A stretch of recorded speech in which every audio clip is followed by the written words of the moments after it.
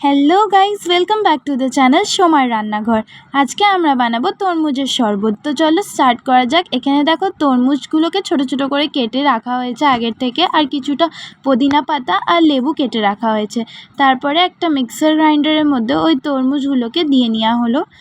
এরপরে দেখো এটার মধ্যে একটু করে চিনি দেওয়া হবে। এখানে 5 চামচ চিনি অ্যাড করে এটাকে গ্রাইন্ড করে নেওয়া হয়েছে।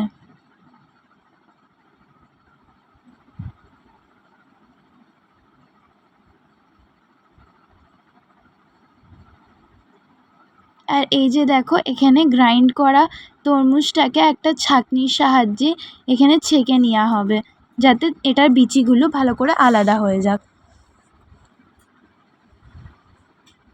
এই তরমুজের শরবতটা পেটটা ঠান্ডা করার একটা খুবই ভালো উপায় হচ্ছে।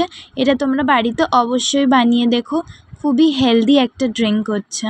আমাদের স্বাস্থ্যের জন্য, আমাদের শরীরের গ্লোয়ের জন্য অনেক ভালো এটা।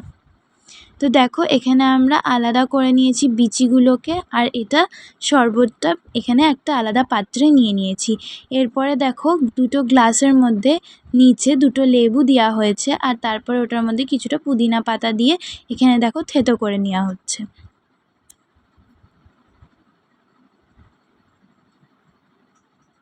ভালো করে থেতো করতে হবে, যাতে ওই টক ভাবটা শরবতের মধ্যে আসুক। দেখো এখানে দ্বিতীয় গ্লাসের মধ্যেও থেতো করে নিচ্ছে মা।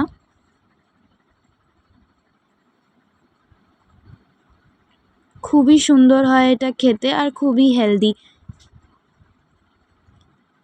তারপরে দেখো এই যে শরবতটা গ্লাসের মধ্যে এখানে বরফ দিয়ে নেওয়া হলো, তারপরে শরবতটাকে ঢেলে দেওয়া হলো গ্লাসের মধ্যে।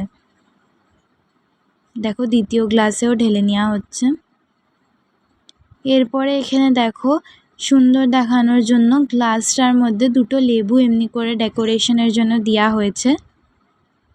আর তারপরে উপর থেকে শরবতের মধ্যে একটুখানি চাট মশলা দেওয়া হলো, তারপরে একটুখানি সন্দক নুন দেওয়া হলো। দিয়ে নিয়ে দুটোই গ্লাসের মধ্যে পুদিনা পাতা দিয়ে এখানে দেখো সাজিয়ে নেওয়া হচ্ছে। আর গরমের মধ্যে দেখো পুদিনা পাতা দিয়ে সাজিয়ে নেওয়ার পরে আমাদের চিলড তরমুজের শরবত, স্বাস্থ্যের জন্য যেটা খুবই ভালো, সেটা তৈরি। দেখো তোমাদেরকে হাতে উঠিয়ে দেখাচ্ছি, কত সুন্দর লাগছে দেখতে। দেখো ভালো লাগলে কিন্তু অবশ্যই ভিডিওটাতে একটা লাইক করে দিবে, লাইক করতে ভুলবে না। আর নিজেদের ফ্রেন্ডসদের সাথেও শেয়ার করবে, যাতে ওরাও এই রেসিপিটার আনন্দ নিতে পারুক আর নিয়ে বাড়িতে বানিয়ে ট্রাই করতে পারুক। তো দেখো এখানে আমাদের তরমুজের শরবতটা তৈরি হয়ে গেছে। ভালো লাগলে লাইক করবে। আজকের মতো এ পর্যন্তই, টাটা।